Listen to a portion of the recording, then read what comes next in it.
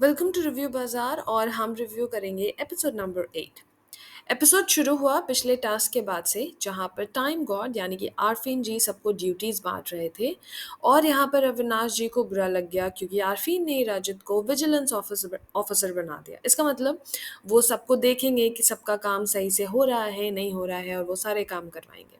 Supervisor kind of. हाँ, तो vigilance officer बना दिया। उसके बाद अविनाश अपनी पे आ गए। जैसे वो ना बहुत रिजिड हो जाते हैं, डिसरिस्पेक्टफुल हो जाते हैं और ये सब लोग नोटिस कर रहे थे। इनफैक्ट ईशा और अलीस जो उनकी बेस्ट फ्रेंड्स हैं, उनकी दोस्त हैं, हमेशा उनको समझाती भी रहती हैं कि यू नो आप जैसे बात करते हो, आप बहुत रिजिड हो जाते हो, बहुत डिसरिस्पेक्टफुल हो जाते हो। तो सुनते नहीं है। इसी फ्रस्ट्रेशन में ईशा ने जब अविनाश को बोला कि अविनाश आप प्लीज़ शांत हो जाओ, तो अविनाश ने बोला ईशा प्लीज़ रिलैक्स, और उनका टोन अगेन वैसे ही बहुत ही डिसरिस्पेक्टफुल वाला था। ये सुन के ना ईशा वैसे ही बहुत फ्रस्ट्रेटेड थी और चाहत की उनसे लड़ाई हो गई। चाहत हँसने लगी किसी बात पे जब हेमा जी ने बोला कि ये तो आपके फ्रेंड है ना, और चाहत हँसने लगी तो लड़ाई हो गई। ऐसा लग रहा था जैसे सब लोग ना स्कूल के बच्चों की तरह लड़ रहे हैं और टीचर आरफीन जी उनको डाँट रहे हैं कि अभी आपको जिसको लड़ना है उधर जाके लड़ के आओ और ये सारी चीज़ें।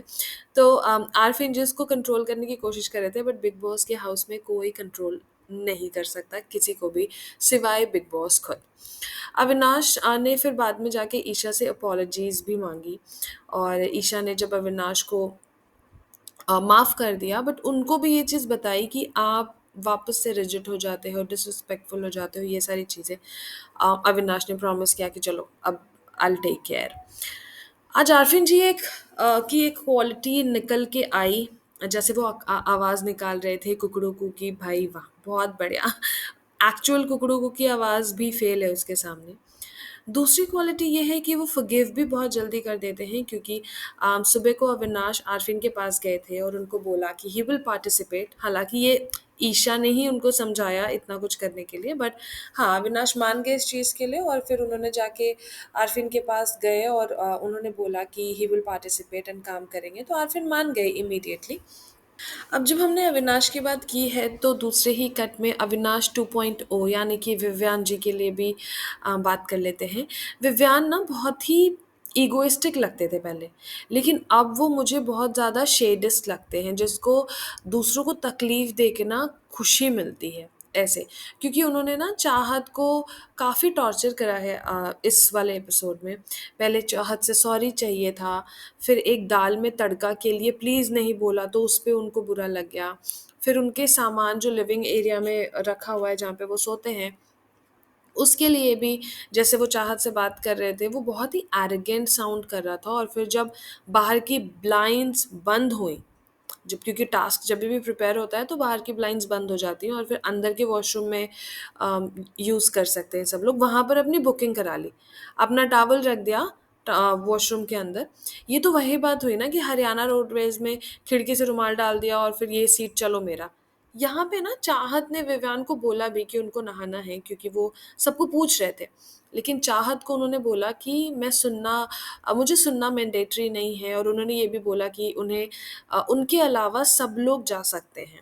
इसके बाद रजत को उन्होंने वॉशरूम यूज़ करने को दिया और फिर ये बोला किसी को नहीं आने देना। मीनवाइल चाहत को वॉशरूम यूज़ करना था लू के लिए, और उसके लिए वो रजत से लड़कर अंदर चली गई। इसके बाद तो विव्यान को जब ये पता चला, उन्होंने बवाल काट दिया। विव्यान ने रजत से लड़ाई कर ली और रजत ने चाहत की साइड से ही एडवोकेसी करी, पर उनकी अपनी बहस होने के बाद वो सॉर्ट भी कर लिया रजत ने। यहाँ रजत ना बिग बॉस का इशारा समझ नहीं पाए, जहाँ पे उन्होंने बोला बिग बॉस ने कि घर वाले विव्यान के खिलाफ नहीं बोलते। तो ये इशारा रजत को समझना चाहिए था और अपने स्टैंड पे रहना चाहिए था। विवियन वैसे तो चाहत के ईगो के बारे में बात कर रहे हैं, लेकिन खुद के पास जो ईगो है वो उनको नहीं दिख रहा है, या शायद वो नहीं देखना चाहते इस बात को। जो लेकिन अविनाश ने पकड़ा इसको और ये प्रूव भी किया कि रजत अपना स्टैंड नहीं रखते फॉर लॉन्ग टर्म। वो कभी थाली के बैंगन की तरह कभी इधर कभी उधर, क्योंकि वो रजत जो गुस्से में थे और विव्यान से खूब चिल्ला रहे थे, विव्यान के बारे में खूब बोल रहे थे, वो ही बाद में जाके विव्यान से गले मिल रहे हैं, तो ऑफ कोर्स वो अपना स्टैंड नहीं रख रहे हैं। बात करें गुणरत्न जी की, तो गुणरत्न जी का फ़ैशन सेंस सबसे बेस्ट लग रहा है घर पे। और उनको घर से बाहर भी ले जाया गया है क्योंकि उनका लीगल कोर्ट में कुछ मैटर था जिसकी वजह से बिग बॉस ने बोला है उनको घर से बाहर आने के लिए। ऐसी बहुत सारी वीडियोज़ आ रही है कि उनका एलिमिनेशन हुआ है, but elimination as such big boss ने तो अनाउंस नहीं करा है, बट आगे पता लगेगा एक्चुअल में एलिमिनेट कर दिया है या नहीं। बट ऐसा कुछ अनाउंसमेंट नहीं हुआ है। सो वही है कि एलिमिनेशन तो नहीं हुआ लेकिन नॉमिनेशन हो चुका है, जिसमें आरफीन सबसे पहले सेफ हुए क्योंकि वो टाइम गॉड हैं। इसके अलावा उनको ये भी पावर मिली कि वह 2 घर वालों को नॉमिनेट कर सकते हैं घर से बेघर होने के लिए। इसके लिए उन्होंने बग्गा जी और मुस्कान को नॉमिनेट किया।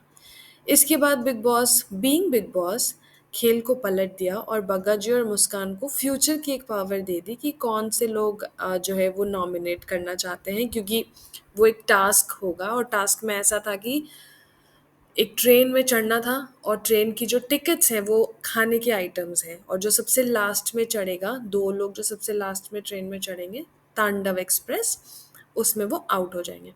तो टास्क के संचालक थे आरफीन। बग्गा जी और मुस्कान दुकानदार बन गए और बाकी लोग तांडव एक्सप्रेस की तैयारी करने लगे उनके यात्री बनकर। दुकानदार से खाना लेकर ट्रेन में बैठना ही था, और जो 2 लोग जो सबसे लास्ट होते हैं वो आउट हो जाते हैं। तो पहले राउंड में चाहत और रजत आउट हो गए। सेकंड राउंड में चाहत और रजत दुकानदार बन गए, और इस राउंड में श्रुतिका और विवियान को खाने का आइटम काफ़ी कन्विंस करने के बाद दिया, और ट्रेन में सबसे लास्ट जो चढ़े वो थे श्रुतिका और अविनाश, तो वो भी आउट हो गए। थर्ड राउंड में अविनाश और श्रुतिका दुकानदार बन गए और हेमा जी को सबसे लास्ट में खाने का आइटम दिया, और शिल्पा जी को तो दिया ही नहीं। बहुत बुलवाया शिल्पा जी को, पर उनको आइटम कोई दिया ही नहीं। और यहाँ पे साफ-साफ दिख रहा था कि अविनाश श्रुतिका को बहुत ज़्यादा डोमिनेट कर रहे हैं। श्रुतिका शिल्पा जी को देना चाहती थी आइटम, पर अविनाश ने देने नहीं दिया, और फिर वही उनकी बदतमीज़ी जो है वो वहीं पे चालू हो गई।